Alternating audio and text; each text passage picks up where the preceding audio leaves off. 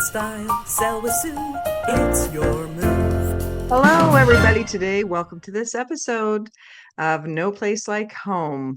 Hey, something exciting happened in Calgary. Avenue Magazine's Best Neighborhoods annual edition came out. So I thought it'd be great to talk about some of the findings that they had because people ask me all the time, well, what neighborhood do you think is the best? And honestly, I mean, there's a neighborhood for everybody, depending on your price point and where you are in your lifestyle. There really is something for everybody here, I think. And if you're new to Calgary and you don't know all the neighborhoods yet, hello, welcome. We're glad that you're here. Welcome to our blue sky city. I really like that marketing that I heard because I know for myself too, but when people move here, they really notice how much of the sky you can see. It's amazing. In fact, it's so much like at sunrise or at sunset, if you're driving in the wrong direction, it can blind you. And wow, if you take a drive up to the mountains, as we learn to do as often as possible, you've got blue sky, you've got turquoise, beautiful, icy turquoise water, and mammoth mountain peaks. It never gets old. I've been back in Calgary for over 20 years now, and it never gets old going to the mountains. So I heard on another podcast, the Spotlight podcast, I think it's put out by the Calgary Marketing Association, and they were interviewing Geraldine Anderson from the Calgary Economic Development. She's the marketing and communications there, and she's the one who developed the blue sky tagline. Her team created that phrase, and I think it's really sticking because every time you go outside, and even in the winter, we have blue skies, clear skies. And yes, it does get cold and it gets icy and, the temperatures can be a bit harsh. But the good thing that comes out of that is we have a real serious reduction in some ornery insects and critters. And I'll tell you, nobody here in Calgary has to check their shoes for spiders or snakes before we put them on. So I think that's a good thing. And you know what? I actually don't mind some poor weather wherever I'm living because it gives me a real valid excuse to go for a nice holiday somewhere else in the world. So, but I digress. Let's talk about Calgary neighborhoods today. And first, I just want to give you some of my own 2 cents. And remember, this is just my own opinion, okay? I'm not God, but I have been around for a little while and in the industry for a while. And if you disagree with my commentary, that's totally fine. We're just having a discussion here. But here are some of my thoughts on some Calgary neighborhoods. And first, let's start with the drama. Curry Barracks, what happened to you? I remember, uh, I don't know, I think they started building there in 2010. And I was thinking, in fact, I think everyone was thinking, like, this is going to be the next Marta Loop. It's a great location and a great history too, with it being the Curry Barracks.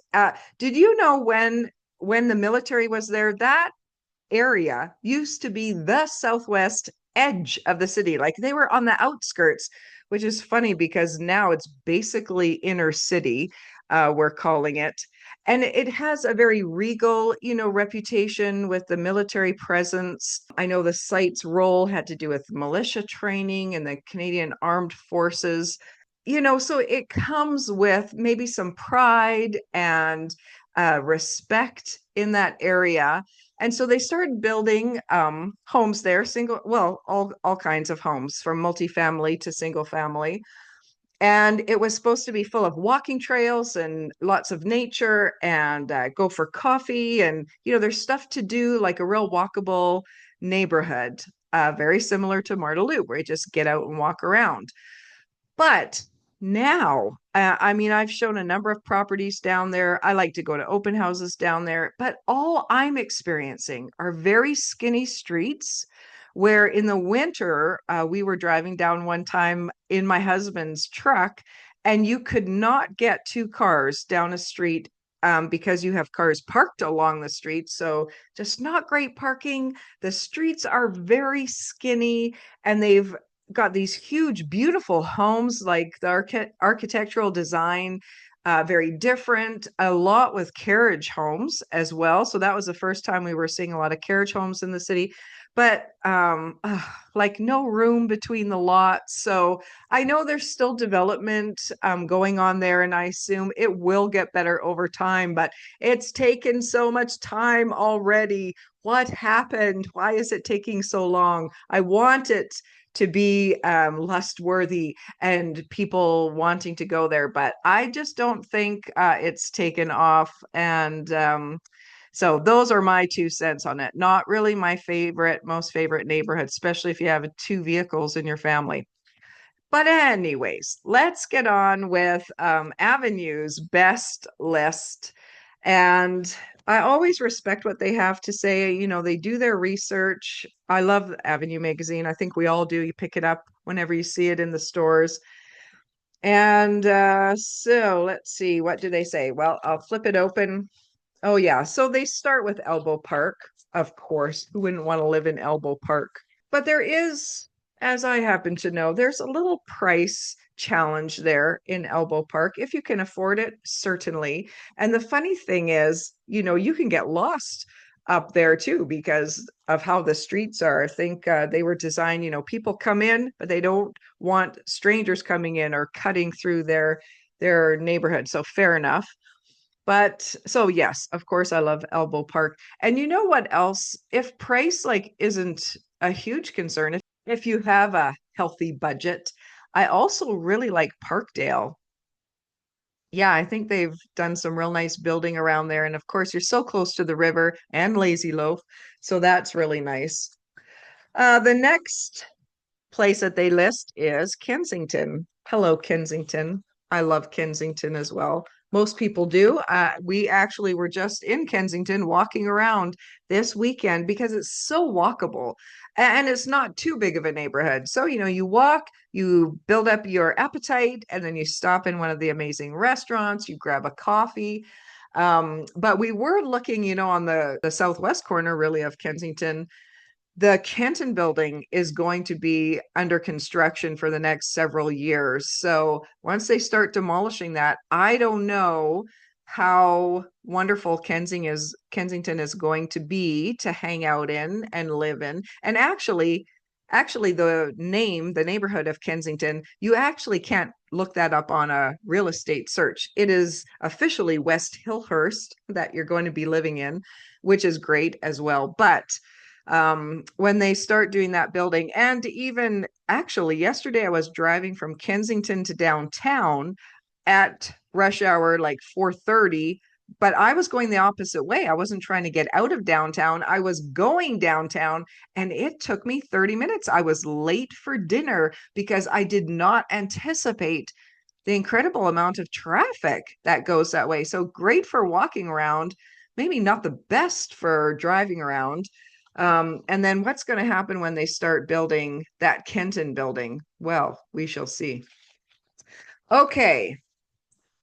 Oh, yes. The next one that they have listed is mahogany. You know, okay, so I'll say mahogany to me is like the opposite of Curry Barracks, which I thought was going to be great location.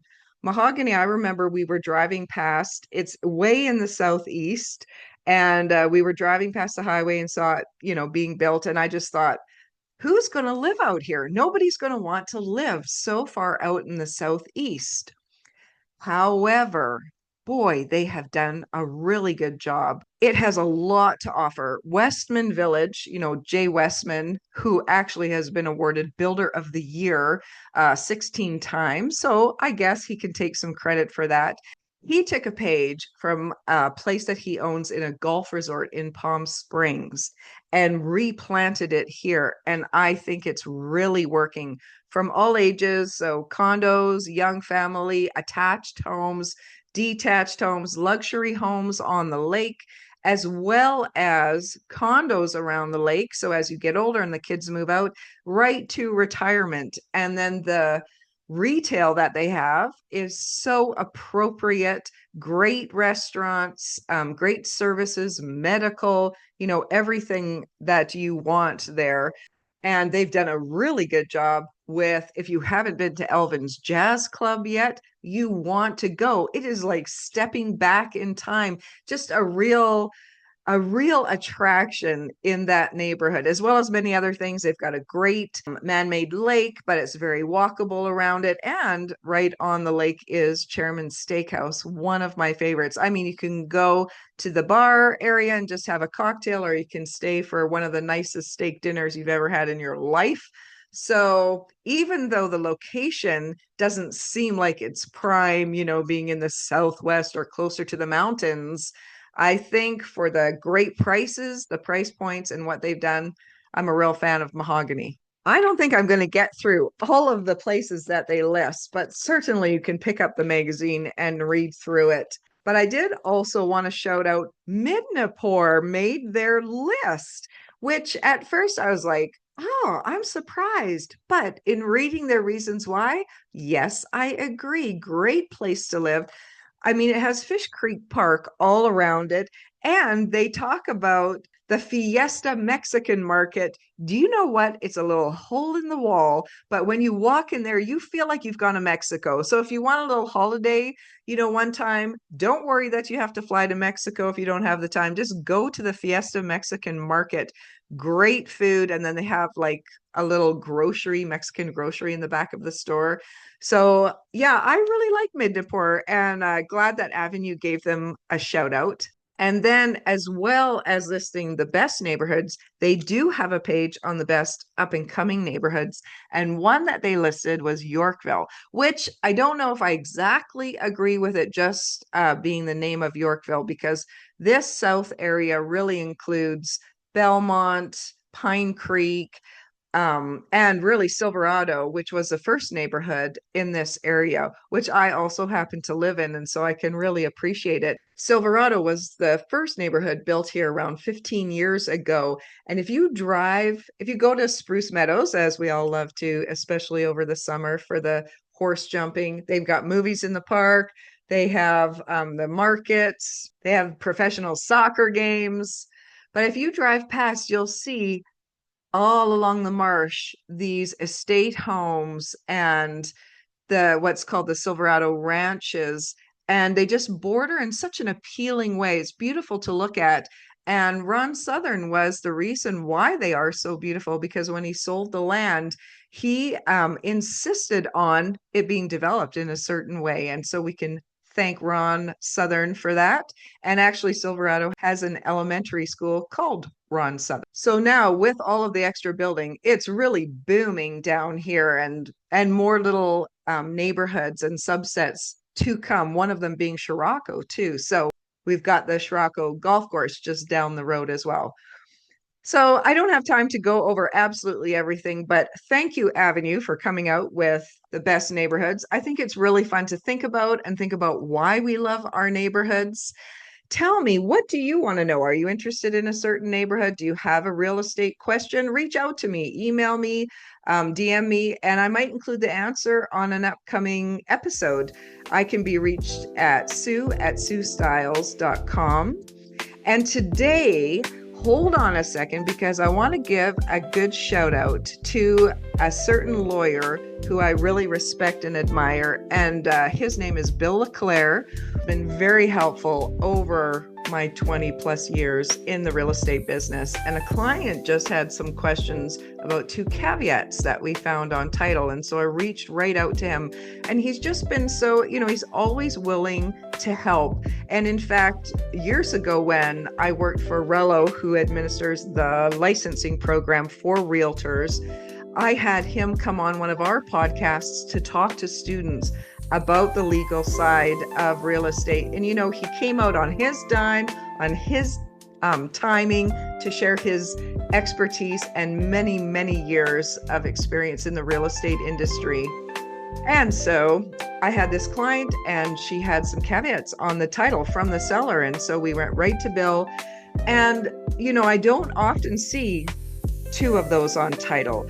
Now, maybe some agents don't even notice this or just pass it along to the lawyers, but, since 2004, I have developed some systems and good habits. So when I see things like that, I need to ask about them right away before we waive conditions on a property. And Bill, he just gave a great answer. He saw right through it. He knew what he was looking at and was able to explain it. And he's just such an expert and a genuine service provider, a very likable lawyer. So I want to give him a shout out today, because I know when I refer my clients to him, they are in good hands. So thank you, Bill. And you know that this is a real endorsement. I'm not getting paid for it. You can find Bill LeClair at calgarylaw.com if you need any expert advice, and I'll include his contact info in my show notes. So, as always, this episode is on the house. And if you're looking to make a move, would you reach out to me? Let me help you make yourself feel right at home in the right home. Thanks very much for listening today. I hope you learned something and you're going to take something away. Share it with a friend, and I will see you on my next episode. Bye for now.